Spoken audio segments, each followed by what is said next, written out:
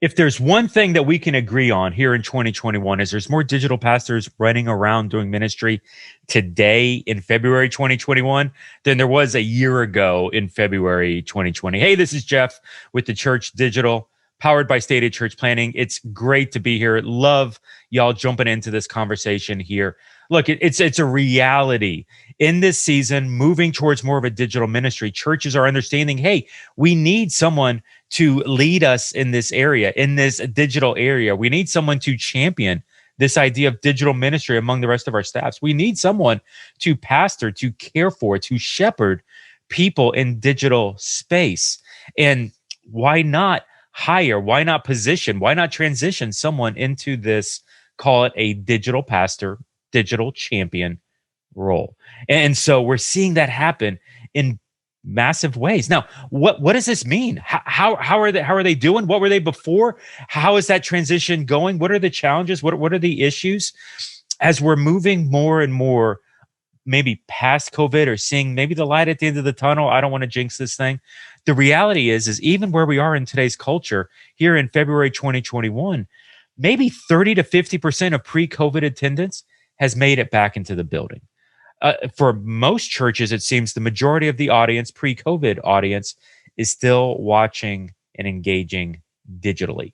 And so even as we're trying to transition all our energy and all our attentions back to the building in an effort to get people back into the physical space that today's church seems to be comfortable with, unfortunately, the reality is we still need to care for, we still need to pay attention, because the majority of our audience, the majority of the people that need to be connected to our church are in digital space. And having that digital pastor, digital champion is as important today, February 2021, and into the future. It's more important maybe even than it was in the past. So here's what I wanted to do. I really want to dig into this idea. We're bringing in three digital pastors, three people who 12 months ago, they were not doing anything in this digital pastor role. They were campus pastors. They were guest services. They were next generation people. They were different roles. But in this COVID season, they've had to transition into a digital pastor. What are the challenges? What are the issues? What are the struggles that you're facing with? How's leadership working? How's volunteer recruiting? How's casting vision? Hey, if you're new in online ministry, or you're thinking about getting into online ministry, this is an incredible conversation, because you're hearing it from three successful digital pastors, learning as they're going, trying to figure it out, and you're learning insights from them. So here's who we're bringing into the conversation. Robb Schmidgall, who's the digital pastor at National Community Church in Washington, D.C. Tyler Volkers, who's the digital pastor over at Ridge Community Church up in Wisconsin, and Christiaan van der Heuvel. Christiaan, I'm pretty sure that's how you say your last name. I can't even read my own handwriting. Christiaan, and that's the bad thing about friends on social media, is sometimes you don't know how to pronounce their last names. Sorry, Christiaan. Who's with Cornerstone Church up in San Francisco in the California area. But here's where we are. We're literally asking these guys, what are your struggles? What have you overcome? Who's been your best friend in this situation? Who within ministry is running with you? What departments get it? What departments don't? How do you work through that? A lot of the tensions that's involved in this physical, digital COVID season that we're in. So we got Robb, we got Tyler, we got Christiaan, you got myself, Jeff, with the Church Digital and Stadia Church Planning, in a conversation that I'm calling Becoming That Digital Pastor. Okay, everybody, here you go.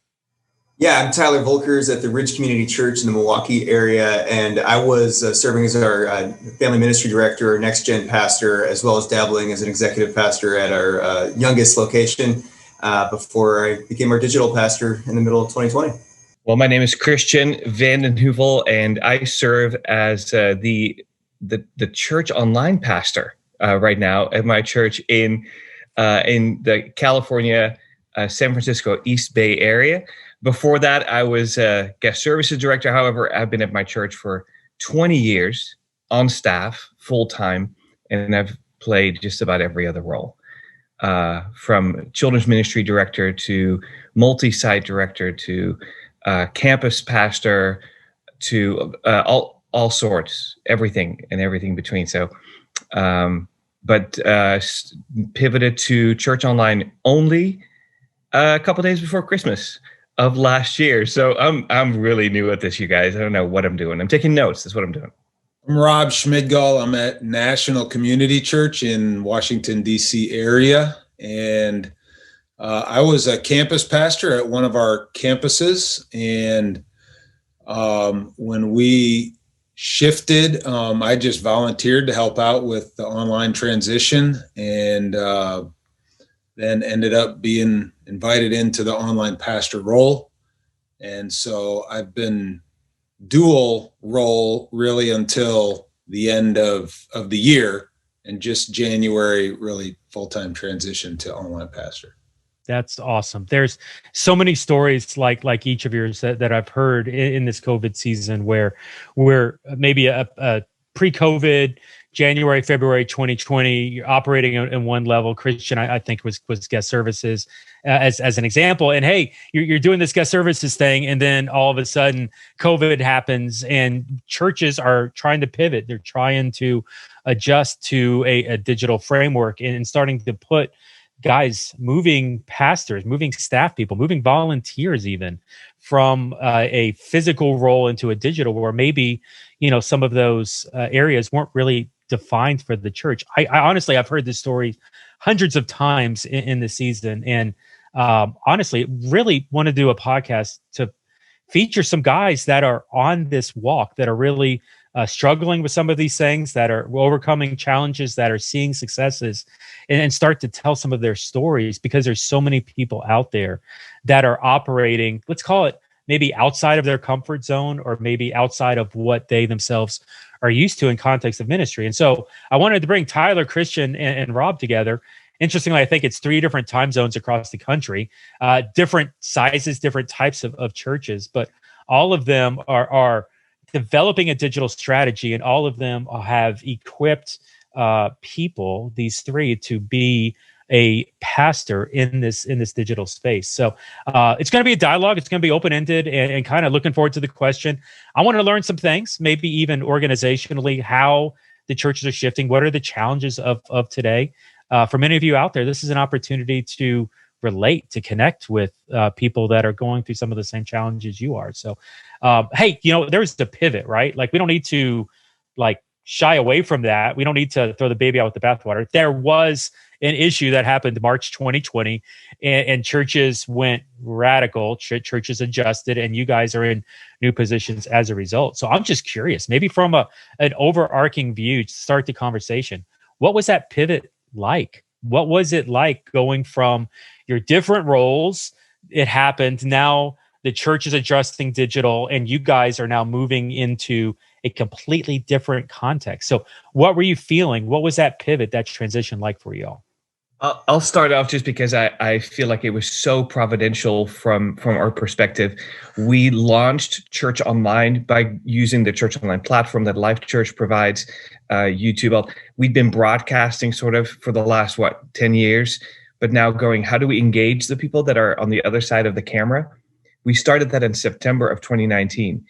And I was given 10%, 20%, 10% really of my role as guest services director. Say, hey, can you also oversee the team there and help people feel comfortable, whoever's on the other side, and maybe find out more about them. So I started that engagement in September of 2019, started an online-only community group in January of 2020.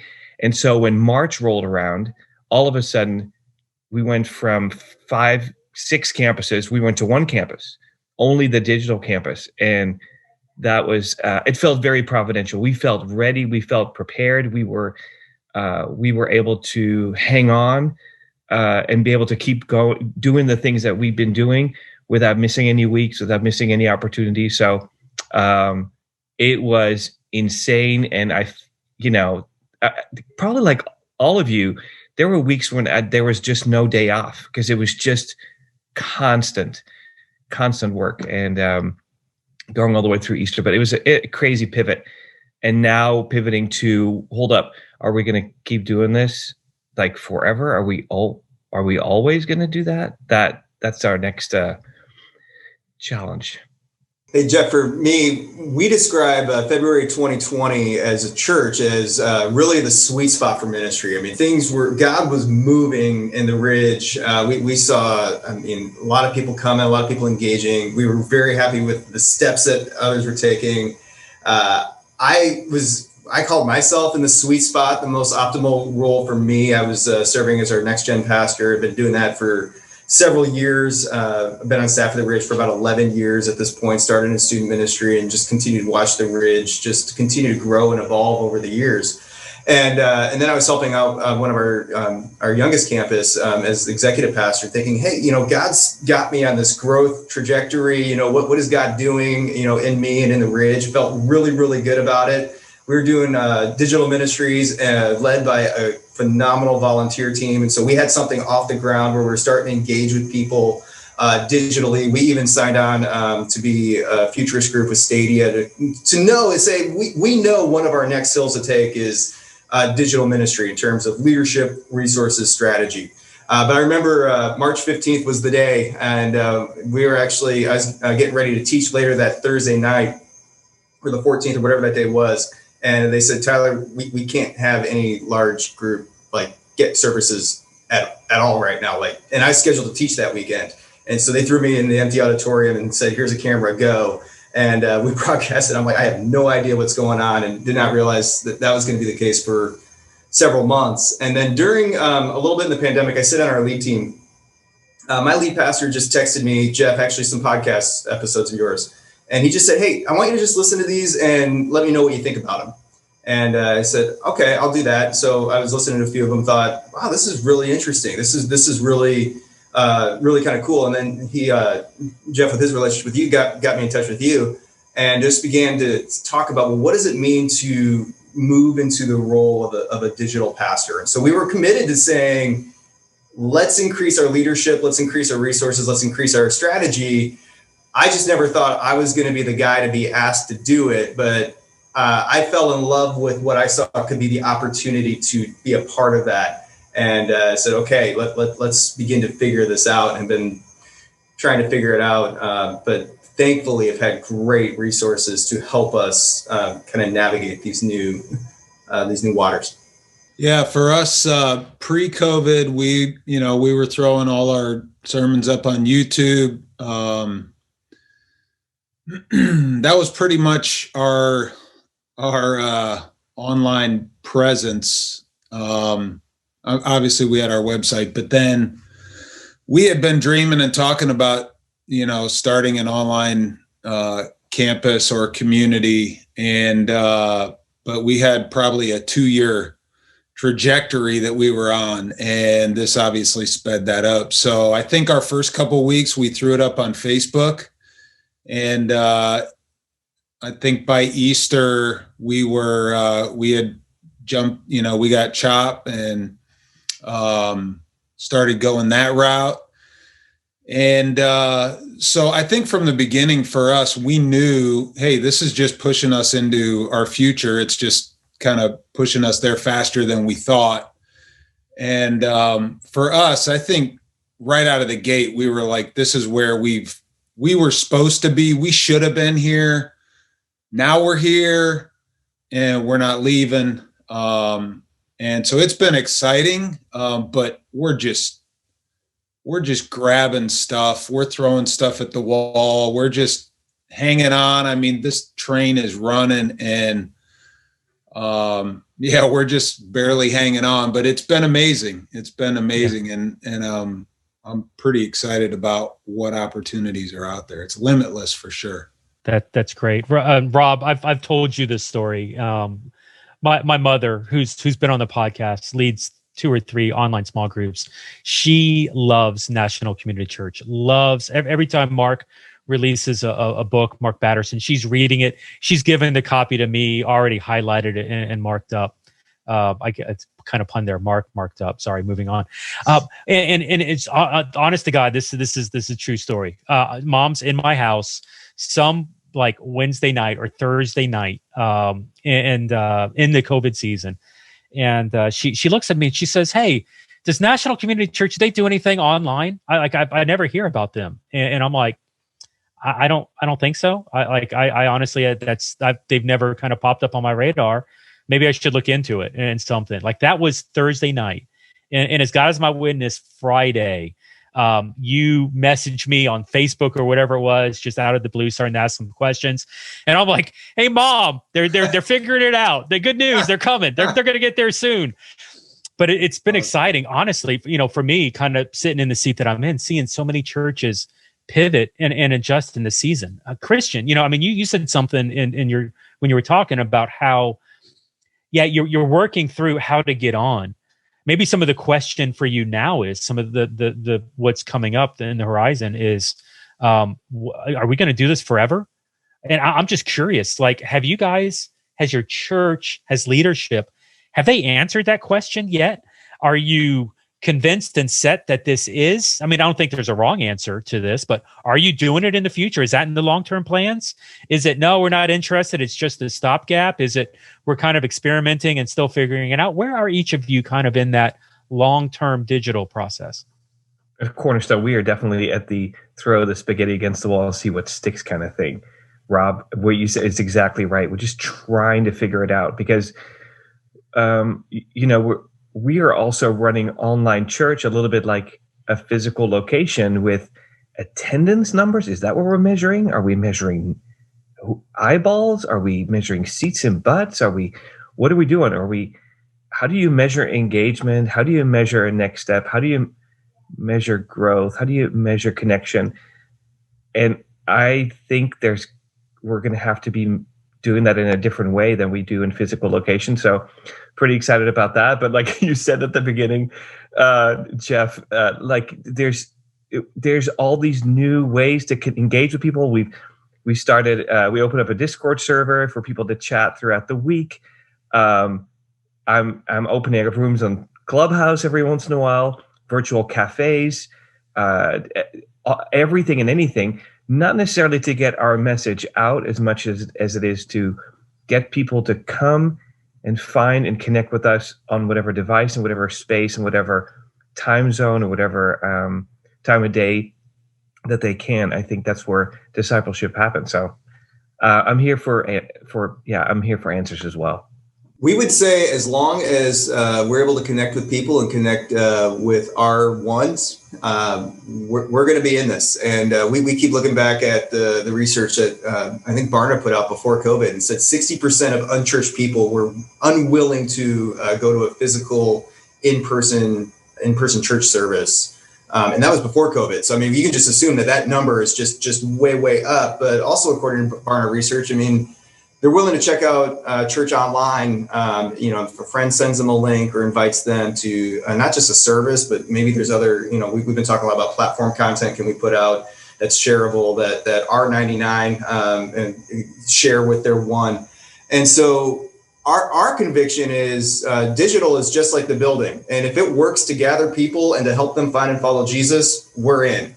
If for whatever reason it doesn't, okay, then we'll look to the next thing. But right now, our gut tells us this is what's going to connect with people, and it's going to help them find and follow Jesus. Now, our big question is, well, how do you leverage both the physical and the digital and create a seamless integration to allow others to experience both and still take steps in their faith journey, which is what we've been working on. Yeah. I said we're here to stay for sure. It's not the wild, wild west. I wouldn't call it that. It's like this massive open field and you're trying to figure out like, where are we supposed to go, right? There's so many opportunities and it's been so overwhelming in that regard. So we've really had to just decide like, what can we just do? What can we do now? Don't let the vastness of this opportunity keep us from doing something today. And so that's really been the challenge for us is just to keep trying different things. And learning from each other has been a huge thing. Getting in with you guys, Jeff, and with Stadia and with some of those huddles, and then just talking to other pastors. man, I just encourage any online pastors or volunteers that are out there, reach out to other guys that are doing this or women that are leading in this field. And man, people are making themselves available. We're all sharing ideas. And that's the beauty of this. I feel like in a lot of ways, we know this, right? The world has shrunk. Well, it has from a relational standpoint, for ministers too, and volunteers. Like the way that we have opportunity to connect and learn from each other, inspire each other, encourage each other, share little ideas. It's awesome. So yeah, it's overwhelming, but it's also the little victories that we're pulling off, here and there are just, they're huge wins. Yeah, I didn't intentionally, and I'm completely transparent. I didn't intentionally group this, but as I'm now looking at this screen, Tyler is involved in Stadia's Futurist group, and so we've been working with the Ridge, as well as some others in deep ways. Robb with National Community, you were part of the digital learning communities. A shorter stint. I think it's a 10-week, and Stadia's onboarding even churches in 2021 and taking them through digital learning communities. Christiaan's part of the Stadia Facebook group where we're connecting people together and doing this. Back when I was doing online ministry in and I've talked about this on the podcast, 2015, 2016, 17, I felt alone, honest to God, because there wasn't these shared community spaces. There wasn't an opportunity to dialogue. And when you talk to the guys like who were pioneering this even back in 2010s, the Crandas, the Neil Smith, those guys, they'll tell you, Greg Atkinson, they'll tell you that, man, it was alone. There was a tight group. I think there were 5 guys across the country that were really championing digital at that time, and seeing how everything has shifted. And now there's so much opportunity for training, for education, for resources, for guidance. And I'm not even Stadia, but outside of that is beautiful to see. Commercial, if you do want to connect with Stadia, let us know. Happy to do that. That aside, it's really fun to help guys like you wrestle through some of this stuff, to overcome it, to see kind of even from a long-term strategy point, to even some of the stuff, day-to-day routines, that some of those kind of struggles. Which kind of gets me to what are you working on right now? Like what's the project? What's the issue? I mean, we mentioned, I think Tyler, you mentioned like the physical and digital, figuring out that relationship. Is it the day-to-day stuff that you're really spending your time working on? Is it more of the long-term stuff? Like what are you physically, what's taking up your time today? Jeff, what we've been working on is trying to really implement the quote unquote digital strategy that we've been talking about. And how do we take our digital or our discipleship process, would you rather, and connect with our ones to help move them to ultimately a place where they're multiplying and helping other people find and follow Jesus. And so with us, we've been doing some really hard work and big vision work over the last several months, where we redefined our institutional one, which we spent a lot of time with intentional churches and Doug Parks and those guys. So that's where a lot of that language comes from. But what was so freeing for us was when we landed on, no, we really want to connect with the 33-year-old unchurched male and his family, whatever relationship that he may have and kids. And that allowed us to really then say, okay, let's design our strategy to speak to that person. Would they connect with our service? So we spent a lot of time looking at our weekly service and saying, really what we've been doing in the auditorium is really designed for the auditorium. And that's great. And that's an awesome experience for what's going on in there.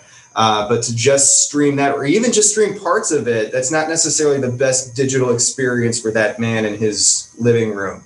Or watching on a screen. And so we then pivoted to customizing. We did some experiments, and now we're doing a longer experiment where we're going to take our weekly service and just create a uniquely designed in-person and a uniquely designed digital service.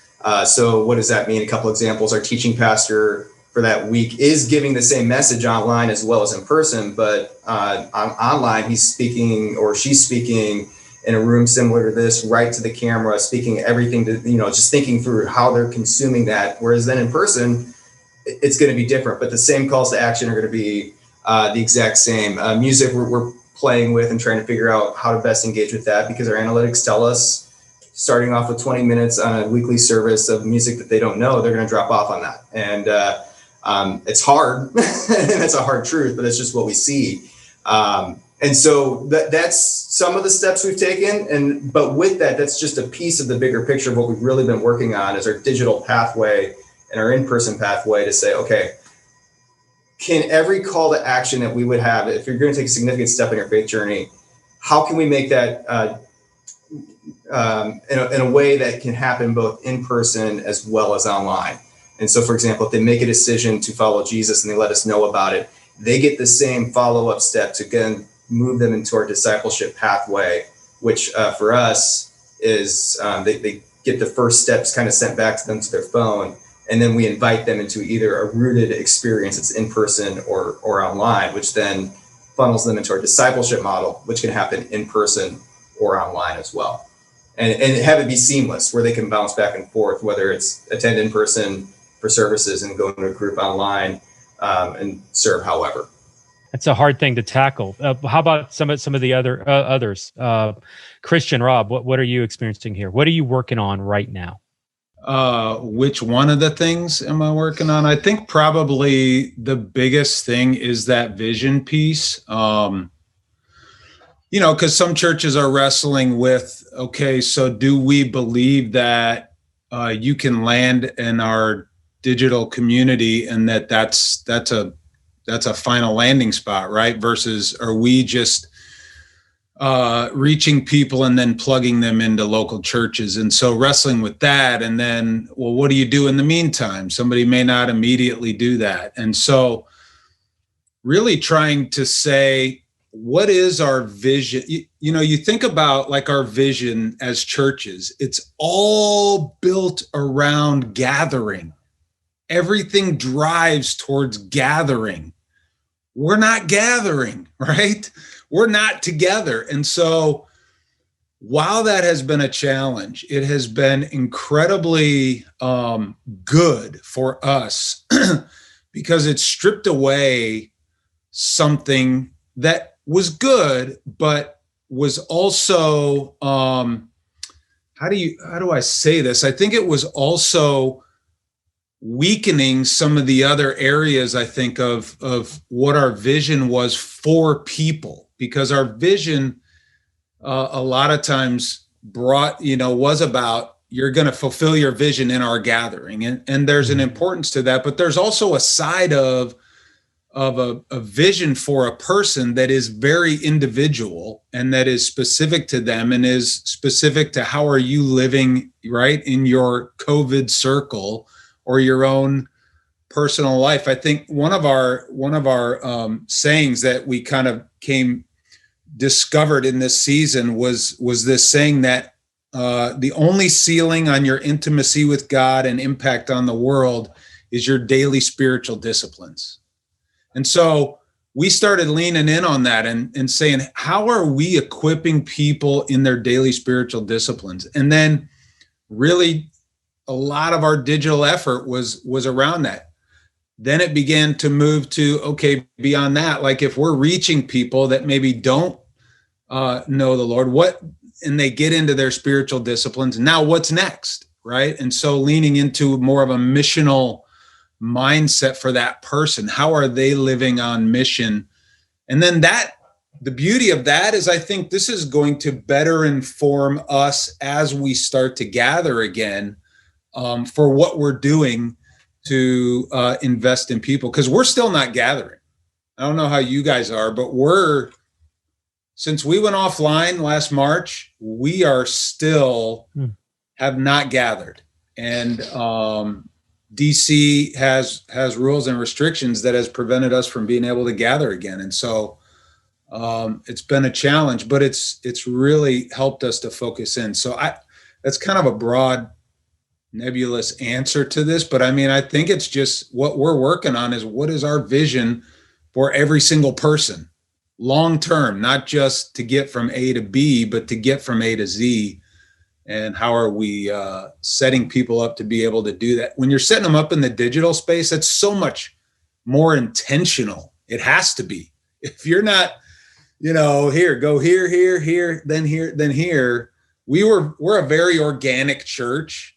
And so that's how we did church. That's how we do life. We're organic. But there's just not a ton of organicness in the digital space. So yeah, it's been good for us in that regard. And that's kind of where we're really leaning in right now. I give you props even on focusing on the strategy piece up front. If you get the strategy, if you get the vision piece up front, you get the vision settled, everything else falls into play. You have clarity putting together the rest of the puzzle. It's where you don't have that vision, you don't have that finish line set. You find yourself moving in one direction, then all of a sudden you talk about how, the finish line shifts, somebody moved the cheese, so to speak, and now you're working over here, kind of moving through, but you don't have that clarity of vision to make sure that everything's aligning from the get-go. So what an important piece really to nail that vision right from the beginning. How about you, Christiaan? What are you working on? Same as Robb, really looking at the strategy and the vision for our church. I'm hoping that we as a church, and I'm saying that for Cornerstone, but I'm also saying that for Big C Church, that we take this pandemic and this big pause button as an opportunity and not something negative, but as just an opportunity to say, what are we working on? Our strategy, to be really honest, in this East Bay of California was not working. We were hitting, 10,000 people in seats, whatever. But that was, so far, we were able to measure about 3% of the people around us. And I'm thinking, Robb, it's probably similar to you. 3% of people that live in our East Bay area attend church of any kind. And so 97% of people were able to ignore us or find us completely irrelevant. So we're trying to figure out what are we doing going forward? We have not been in the building since March. Some outdoor services, tiny little ones, in all 5 of our physical locations. And we're going, what are we doing with those buildings? What are we going to use them for? How is it going to fit? I like what you said, Tyler. I think we're looking at something similar. Say, are we producing, for lack of a better word, content just for online going forward, as well as live iterations and expressions of church? Are we going to go less of a consumeristic, individualistic type of goosebump expression, or a lot of smoke machine type stuff, and go into more of a synagogue type thing where there's some teaching, but there's a lot of discussion. The room is full of tables instead of chairs and bleachers, and so that's the level of rethinking we're doing and strategizing we're doing, and it's upending. It's upending a lot. Because our whole economic model was built around people coming. We still passed bags at Cornerstone at every location. So how are we going to, what are people expecting? But we're focusing also a lot on the 97% who just don't know and don't care. 97%, is that like the lost percentage in the San Francisco area where you are? Yeah, 3% of the population goes to church, and we're calling level of church. Catholic church. We'll take the synagogues. We'll take any kind of religion. It's about 3 to 4%, and so that's wow. It's a big mission field.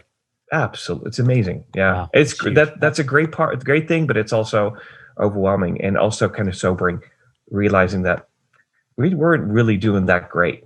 What has I'm curious. What has like staff support? There are churches that have reorged, where there's now a large percentage of staff that are helping in the digital space because there was nowhere there, and there's no physical services. So we've got all these people sitting around not doing something. Let's do it digital. There are churches where that's not happened, and it's been more volunteer support. There are churches where volunteer support's not available because of COVID, and there's fear of like serving in physical space, or lackadaisicalness, even serving online. And it's the lone guy taking the hill by himself, kind of set ego aside here. But tell me, like, what does support look like for you? You're evolving into these digital pastors.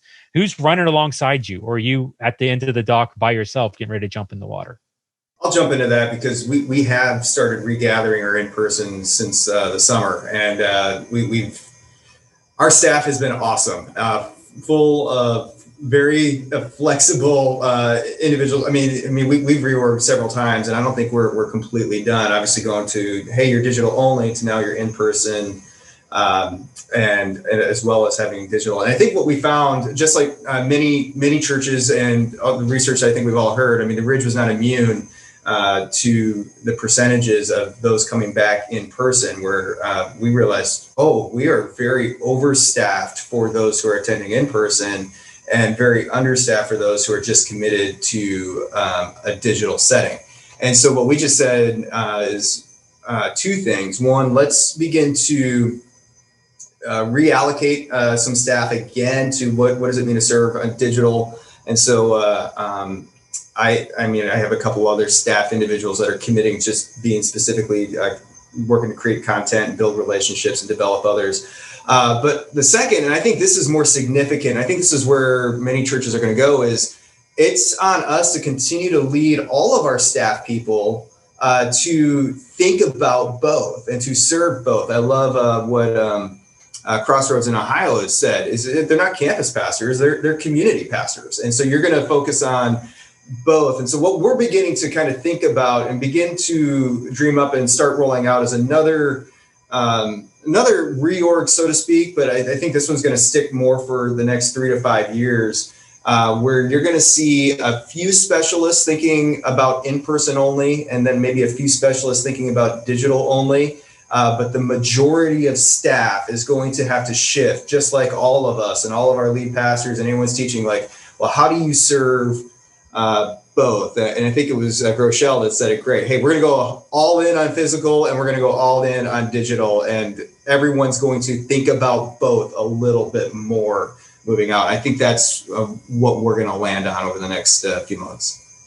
I mean, I'm technically the only, we have our IT guy and stuff like that, but as far as ministry in the digital space, I'm the only one that's 100% focused on that. And then everybody else is, since we're still fully digital, everybody has to, right? Like small groups, you got to reinvent that in the digital space. Some of our campus pastors are leading other, efforts of community gathering in the digital space. And so I think those things are all gonna stick. But yeah, it's everybody's got their hand in the pot in a good way. And then, so part of my role then is that also that digital champion, right? Of just, how am I encouraging, how am I helping them to dream, and then supporting them as much as them supporting me. But yeah, it's a digital first world, and that's not going to change. So I think we all have to think that way. And our team's been doing a good job at that. We haven't gathered again, so I don't know if things are going to change when we do, but according to Tyler, we'll still be okay, because only maybe, I'm curious, what's your attendance percentage, Tyler? Yeah, that's a great question. When we were able to start regathering back in July, and at that point it was probably about 30% started coming back. Now end of January, we're seeing an uptick of closer to about, the percentages are about the same. We're seeing more starting to come back, but the good news is, and this is where I think we're doing everything right, our online isn't dipping, which to me shows, by the grace of God, we're connecting with new people.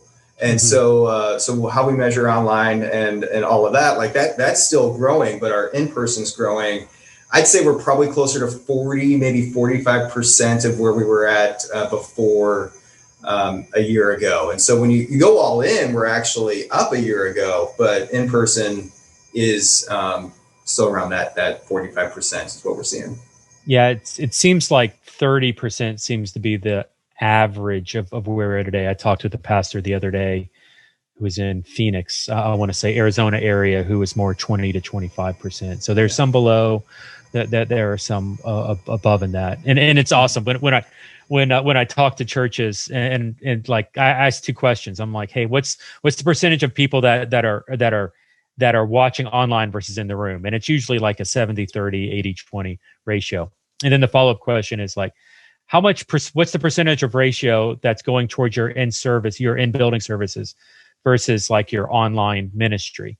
And without a doubt, it's always, 90, 95, 100% of 98% of our effort goes towards the building and like the service, the online ministry, not even just the services, the discipleship piece of it has often kind of been lost in the shuffle. And that's what's encouraging to me, hearing, some of you guys, you're wrestling with the long-term vision. It's not just the stopgap. You're wrestling with how to do these things digitally. That's an encouragement to me, because you're developing a full functioning digital church that's complementing, that's working alongside what's happening in physical space, whether it's kind of omni-channel, where it's, carbon copy, you can dance back and forth between the two, like Tyler was alluding to, or something that's self-sufficient, self-sustaining, that's reaching just a different type of person than the physical building can. Like, these are all things that churches like yours are wrestling through with this. So, well, let me ask, just even as we're talking here about, some of the struggles that we're overcoming and that churches are overcoming, what's either give me one or two, or both, I don't care. What's the thing that's bringing you the most joy? What's bringing you the most joy in doing ministry online? Maybe what's the biggest challenge that you're facing? Like, what are the ups and downs of where you guys are on a regular basis? I think some of the biggest joys are seeing people who previously were not connected or not being discipled, being very connected. I hear the line, something along the line of, I feel more connected to my church now than I have in the past, all the time. It's probably because of the small group that they're in or whatever, but this screen here allows for so much transparency. It allows for people to open up in a way, because they can close this laptop or turn off their screen or whatever, that it allows people to be really open and really transparent. I love seeing people with significant disabilities, whether physical or otherwise, getting involved in church, where they would not feel comfortable or able to go to a physical building. Now say, I can, and I am, and I, there's one gentleman who has some sort of disability, and when he started attending a small group, he was in the corner. The lights were off. You could see barely one eye when he had his camera on, to now seeing his face, and he is engaged, and it's the first time in a long time that he's had contact with other people. So that type of stuff fires me up. And I love seeing other pastors in our church take full, make use of the 167 hours outside of holding a microphone. I love that. And there is a lot of work to be done there, because there's a lot of people who just they feel like that's ministry. I'm holding a microphone and eyes are on me. And so those are some of my wins. Man, one of the things I'm most excited about is we started a 7:14 a.m. prayer meeting on Zoom. And we ended up having 101 prayer meetings last year. We gather every Tuesday, Wednesday, Thursday. 101 prayer meetings. We took the number of people that attended, multiplied it by the time spent, And we prayed for what would equal out to 854 days. Oh my gosh. Of prayer. Over 2 years of ongoing prayer that happened because of this. We've done prayer meetings in the past. We do 40 days of prayer, every year to kick off the year, or 30 days, or we do Lent prayer.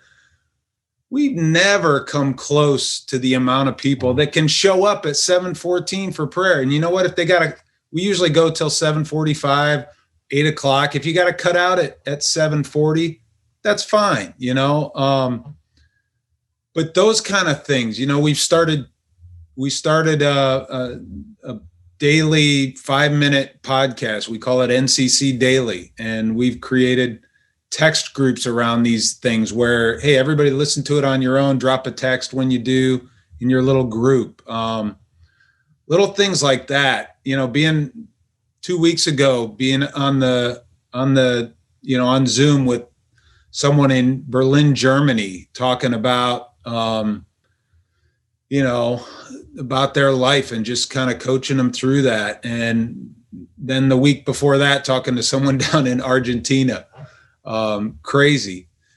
On the flip side and I'll say this, and this is kind of what you were alluding to, Christiaan, the rich are getting richer spiritually. The people who are putting in the effort in this season are growing exponentially. It's amazing. But what has been so hard for me is connecting with people who I know love the Lord with all their heart, but they'll say, I haven't watched church in 3 months. I just can't get into it. And I mean, I get it, right? And thank God we're connecting, because they're like, I need some encouragement. I need to be held accountable. I need you, but man, and there are so many people who I'll reach out and just connect, and they're like, oh yeah, I haven't watched in a month. I haven't watched in six months. I mean, that's hard. That's the stuff that just, it kills you, man. And it's not that they haven't walked away from faith. They're not, they're just, they don't connect that way. And so trying to lean into how are we building that, keeping that connected community together, even if you're not going to watch online, that's fine. But how are we engaging and how are we connecting? And anyways, that's just being kind of real vulnerable. No, I mean, it's what really has been hard. Yeah, I can relate. I can understand. Thank you for some of the transparency there. It's funny. We talk about how in digital churches you reach a different type of person through digital methods, and you're seeing that in this season. You're right. You're able to connect the people that are hungry, that can work this model. Like there's no limit to what they can do by engaging through it.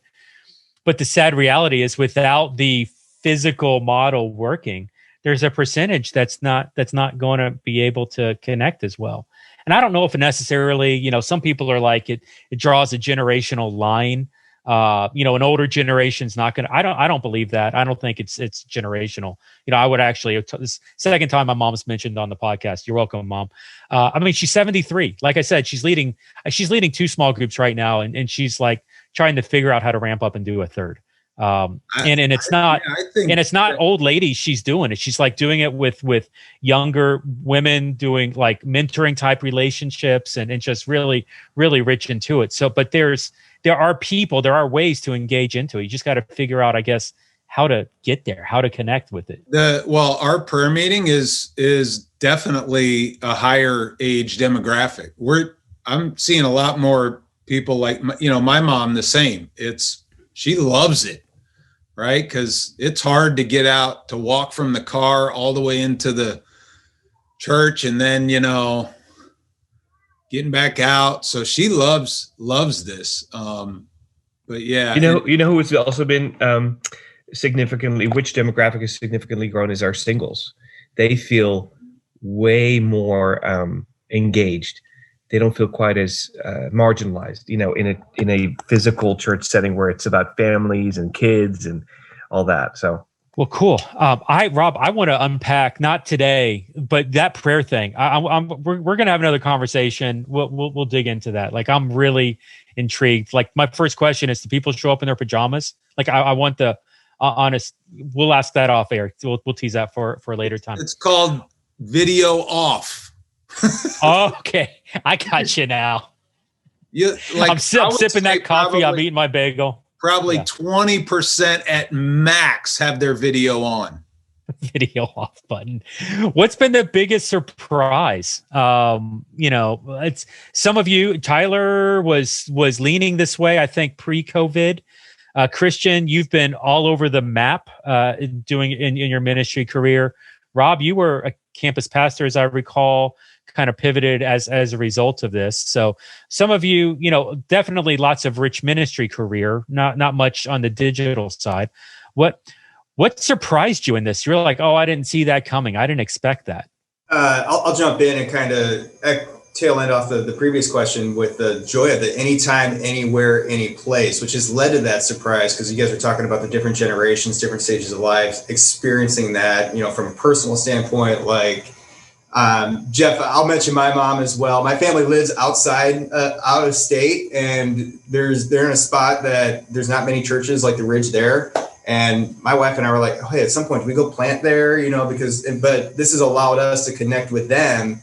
And we're seeing family members take steps. My wife's had family members that kids never had an experience like we're able to provide. And now they're doing that in their homes to see that. So I think for the surprise is just in a really pleasant way of this really is anytime, anywhere, any place, people are taking steps to follow Jesus. I get a message on Tuesday morning from, hey, I saw you guys talk about depression. I want to talk about that. And they're jumping in, and it's been really cool. But Jeff, the other big surprise, I just want to share just a kind of a note of gratitude for me.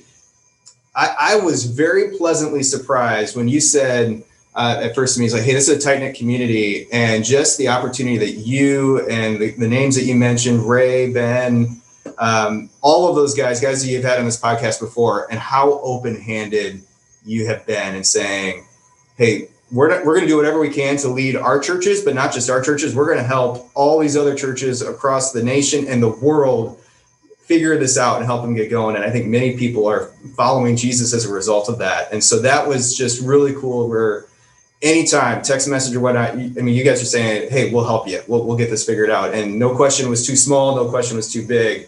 And in other areas of ministry, it's not as open-handed like that. And so that was a very, very cool thing to hear. And so thank you, Jeff, and thank you to the original guys who allowed this, I think, to probably be an easier transition for us than maybe what it would have been otherwise. I'll tell you, a lot of that's grounded over years and decades of ministry life being told you're crazy. And so when somebody comes along who thinks the exact same way you are and is asking the questions that you were asking, 5, 6, 7 years ago, you want to help that guy because you're not crazy. Like I've told the story before, but I remember walking into a digital conference that was out in California, down in Disneyland, downtown Disney, and walked into this. It was a church technology conference, and literally I was shocked. There were 1,000 people who were asking the same questions that I was. This is back in my staff life. And this is when I really realized, wow, there's like people out there like me who are needing help, who are asking these questions and just don't have the database of names, the history, the connections to get some of these answers. So yeah, definitely love what's happening there. So how about the other two? Christiaan, Robb, what are you guys thinking in context of maybe some surprises in this ministry shift? I love the friendships that have formed between volunteers from all over the West Coast, from different countries that are now serving with us, and it's that solid friendships can form online, but to see that happen and see the people come alongside each other during difficult times and hop on the phone or on a Zoom after just a chat turns a certain way was really, really fun. And the other surprise was how many people start their journey with Jesus based on, watching something on their computer or mobile device, and getting a chance to baptize them and start. It was one of those aspirational things that you start when you talk about church online, like, oh, we can, and people will, accept Christ. And to see that actually happen because they were sent a link, teenagers, all ages, it has been really surprising and very, very cool. Yeah, I think on the positive surprises, I'm echoing what these guys are saying about just the openness of the community to be available. On the maybe more difficult surprise that I didn't see coming was how difficult it is to minister to kids. At least it has been for us. We're doing all the videos and but like kids being able to engage with the teacher. We're trying on Zoom, we're doing small groups with kids, but it's been harder than I anticipated. I figured, hey, we just make a cool video and kids and parents will love it. But I think parents are really feeling the loss of those other voices into their kids' lives. And so that's been a real surprise kind of to me that it's so difficult to figure out. So we're still, again, throwing spaghetti against the wall, trying to get it. But that's been a tough surprise. Rob, yeah, we've had that similar surprise as well. And I wonder, just kind of thinking as a former Next Gen guy, all that staff is trying to pivot real hard to get, the videos up. And I was talking with our kids team the other day, and I'm like, just using Orange, for example, and I think you guys are an Orange church as well.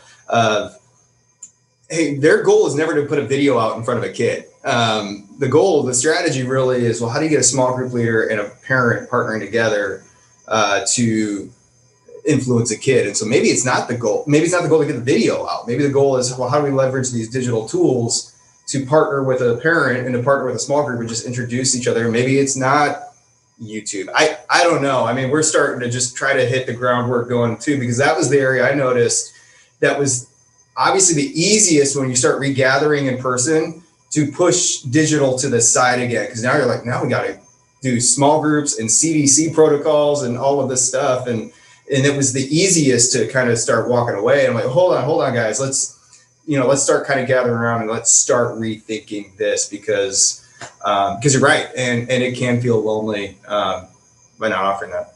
Yeah. For me, kids was my surprise of COVID. I'm church asked. I remember I was doing a webinar, and one of kids is not even on my radar. And I've done kids ministry online back in 2017. So it just wasn't urgent, in the grand scheme of my life, in kind of as COVID was starting up. And I remember that question came across in a webinar I was leading, and I saw it and kind of blew it off. And then 3 more people asked the same question, kind of upvoted it in the thing. And it's oh, I guess I'm going to have to address this one, and gave some fluff answer they didn't like it. And just for months, what do we do with the kids? What do we do with the kids? What do we do with the kids? It's just been that repeating pattern. I love churches that are experimenting with it. I think I don't know that there's a really good lesson here. I don't think there's a solid answer. There's no secret sauce, but you have to think different than what you're doing in the current space. I'll throw and this may be crazy, and I'm kind of crazy, but the Robloxian Christians, Daniel Aaron's been on the podcast. It's actually the most listened podcast by theChurch.digital. Daniel Aaron talking about the Robloxian Christian church that he started when he was 11 years old, and just recently handed it off to somebody else because it was weird for a 20-year-old to be in Roblox. And now some 16-year-old girl is running this church that has impacted, last count I heard was somewhere around 60,000 people over the span of 9 years. Ridiculous. But it's not, hey, let's do this physical church service, do it digitally. It's a completely separate thing. And so Like the people that I've seen be successful are like that. There are churches that are now doing, like established churches. Bayside in California is one of them I'm trying to get connected with, but they've got a Robloxian campus and their kids ministry. It's run by kids and students, and that's happening in that environment. Or, the guys who's the YouTube crew that does all the basketball, 50 miles away. It's the goofy stuff on YouTube. Tyler Sansom does this stuff where they utilize YouTube to connect with the kids or with adults or different things, not preaching the gospel in the content, but using it to develop relationship through the social media network of YouTube, and then connecting them to the church through that relationship. Where you said, Jeff, it's about relationships, I think that it's all about relationship. When Tyler just said, thank you so much for sharing everything that you had. When first we were locked in, we were, some people around me were nervous that everybody was just going to watch Mark Batterson or Andy Stanley or Jeff or whoever, Groeschel. And that's not the case. People are still wanting to connect with us because we have a relationship. And so we have to be in all these spaces. We have to be in Roblox, we have to be on Facebook, we have to be in YouTube. It's driving us crazy to think that we have to be on TikTok as a church. My gosh, do we have to? And all of it to have that relationship. And how do we multiply that? How do we not kill ourselves and by spreading ourselves too thin? But I think it's been so surprising too to me. Like Tyler, what you said, that everybody's so open to go, come see what we do what we do, use what we have. And it doesn't mean that we're all going to that one spot, to that one preacher, to that one experience. We actually see even more iterations get created. And I think the interesting challenge for churches like yours, I would say this, I think the next step for you, and it's interesting, I'm going to build, Christiaan, on that example right there. I got to get my church on TikTok. I don't know anything about TikTok. What's this Clubhouse thing? My gosh, they come out with new. Parler was a thing and then it went away. Okay, it's good, now it's bad. You're coming out with so much new stuff. How am I supposed to keep up? At some level, and I haven't seen a lot of churches do this, but I think this is the challenge. At some point, you've got to let go of being the ones to go and do your voice on those platforms. What I mean by that is find 3 strong Christians that understand what it is to make a disciple in your church and invite them to go tackle TikTok. Invite someone else to develop your strategy for Clubhouse. Okay, maybe stay away from Parler. I don't even know if it's up yet, but back up yet. No political hate mail, please. But find ways to empower others to go be that voice. There's so many opportunities digitally, and this is the thing I don't think the church has really grasped yet. We are a lid in the digital space because it's so easy to do. Instead of us, our institutional voice, building off of Tyler and his content with intentional churches, instead of our institutional voice being the one that everybody hears, which, by the way, they don't care about our institutional voices. Individuals have the power. Let's get individuals out there. I'm more interested in I'm more interested in 4 digital disciples getting into TikTok than North National Community Church getting into TikTok. Mark Batterson, okay, maybe Mark Batterson doing a 60-second TikTok dance. I would be interested in that. Make that happen. We're not on TikTok. Happening. Okay. But get some digital missionaries out there. Get somebody who understands that culture to do it and empower these individuals to do something. There'll be more, and then funnel it into your digital church, whatever that looks like. That to me would be the goal. What do you guys think about that? Yeah, that's our thought right now, where we're also looking at equipping kind of like the micro movement as well. Like, hey, how do we equip people to, gather their neighborhoods and do this? Well, we can take that same training. This is our thought process, is do that same thing for individuals to wherever they're at online, and then invest in their ones online as them as an individual. We have a lady who attends our church who is done very, very well with some social network marketing company. If I said the company, you would be very familiar with it, I would think.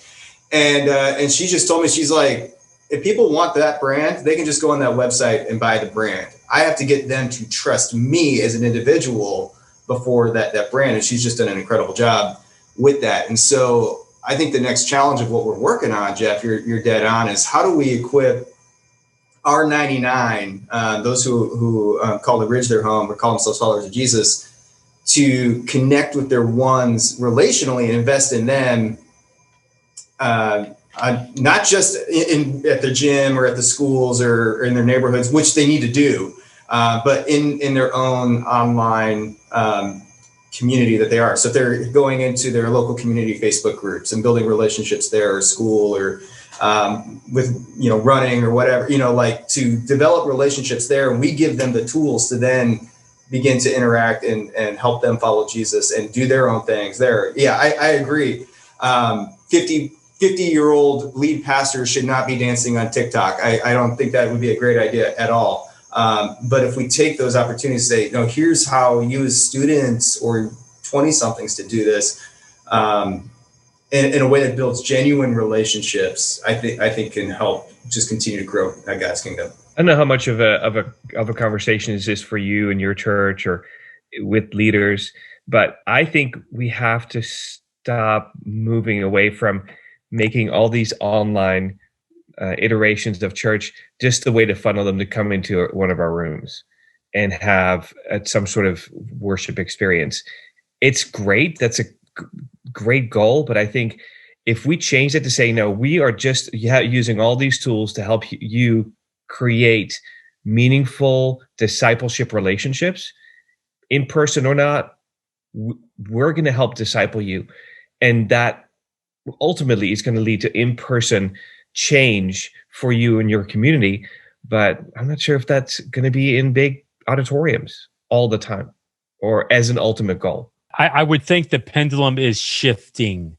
I think that you're going to see more comfortability in that digital space. Right now, we want to drive people to the building. The building itself is under turmoil. Honestly, your ones, your people who are cold to Christ, Christian, the 97s that are in San Francisco, I think they're going to treat the church like they would a movie theater. If they are comfortable enough to go into a movie theater, a strange building, sit in a chair for 2 hours and watch, not an Avengers movie, just watch some random movie. If they can do that, I think there's still a chance for the church. If we can't even get them to shell out $15 to go sit and watch a popcorn flick, I don't think we're going to see evangelism happen. Now, there may be other things that can happen in the building, but I don't think the evangelistic part of our church strategy is going to exist in that building on the 1 hour on Sunday. Hey, just as we're wrapping up here, this has been an awesome conversation. Is online ministry, like for you personally, church, they're figuring out some of the long-term vision, what this looks like. I'm just curious for you. Like, is this your whole hog? You're in this? Is this, you're not sure long-term if this is online or if it's physical? Kind of what's your temperature at this point, February 2021, what does it look like for you long-term? Is this the long-term, or you're still working that through? Let me see what my GameStop stock is at right now. Well played. Well played. Yeah, man, I'm in it, dude. This is phenomenal. I love just the opportunity that's out here.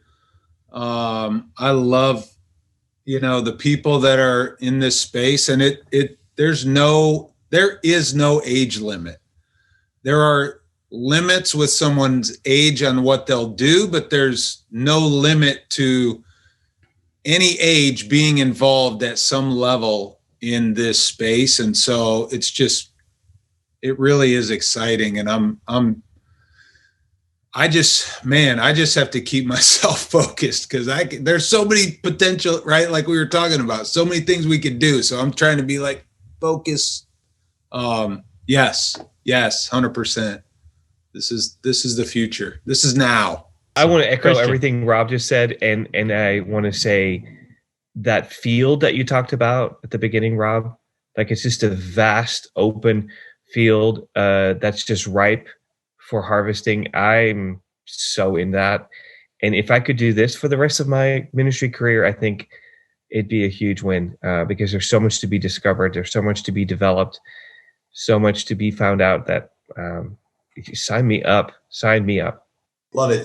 Jeff, I'm laughing because a year ago I had no idea what like an online campus pastor or digital pastor was, and here we are, kind of going through the transition. I think for me, the joke around me, as long as I've been on staff at the Ridge for the last 11 years, I've just been wired in a way to just kind of come into something that's been started, build it up, build systems, implement a strategy, and then find the next person, hand it off, and go and do that. I don't know if that's the case for online. I think online, there's a lot of ground to cover. There's a lot of work yet to be done, and it's probably going to do this. I can say the Ridge is definitely in on this long term, and I'm planning on, like I mentioned earlier, all of us have to continue to think about this more and more. So I think so. As my job description changes about every 2 to 3 years, who knows what that could mean. But we're committed as a church where we always say, hey, as long as it's helping people, we're going to do it. And we think digital is doing that right now. Hey, you're every 2 to 3 years. I mean, there were parts of my ministry career where it was every 2 to 3 months I had a different role. I think Christiaan can probably agree with that. It sounds like with his history, but that's awesome. I loved seeing each of your churches work through this, and each of you individually kind of grow and develop in ministry. And so looking forward to more conversations in the days, weeks, and months ahead, because COVID's a marathon. I feel like we said that 10 months ago. COVID's a marathon, and I think we're on mile 10 of what is still a long road ahead of us here. So looking forward to honestly being that water guy next to the barrel at mile marker 11.4, saying, "Oh, you just got another 15 miles. You're fine. Keep going. You're good. You're good. You got it. Keep going." It's pretty much where I am at this point. Keep going. You're good. Hey, this has been a great time. As we're landing the plane, any closing thoughts? Christiaan, anything from you wrapping up? No, I hope we can continue this close-knit community, even if when it grows, that we keep ourselves available to help one another out. There's so many questions that you, Jeff, and Jay, like just problems you've already solved, and it's super helpful for those of us who are just getting started. So I hope we can keep that going, and that we can keep our phones right next to ourselves to answer the call. Awesome. That's exact. Keep the thumbs on the keyboard. Just keep. Could you imagine doing this without the Apple iPhone? I want to. Sometimes I rip Apple on the show a little too much, maybe, but like without internet, without the iPhone, I could not imagine the church dealing with the pandemic in this season. Like I think God brings opportunities in and amongst everything, and I think this I would say helping for our churches with Slack. If we made the move to Slack about 2 years ago, I don't know if we would have survived without Slack. So if you're not using Slack as an organization, when everybody's in different physical locations, it's been a lifesaver. Yeah, I would echo that. Slack's a big win. Robb, Tyler, any closing thoughts here as we're wrapping up? Just keep going. Everyone's doing great. I mean, we're trying new things, and just stay agile and lead with vision. I think as we continue to try new things and see new things, you're going to face opposition, you're going to face pushback. But remembering the why, and the why is why we try, so just continue to lead with vision, and you'll keep doing great. Awesome. Well said. Robb? I think I would leave everybody with, if they have any questions, reach out to Tyler or Christiaan, and they'll help you out. No, thanks, Jeff, just for creating this space, man, and for being the crazy weirdo who thought about doing this 5 years ago or 10 years ago, whenever you were doing it. And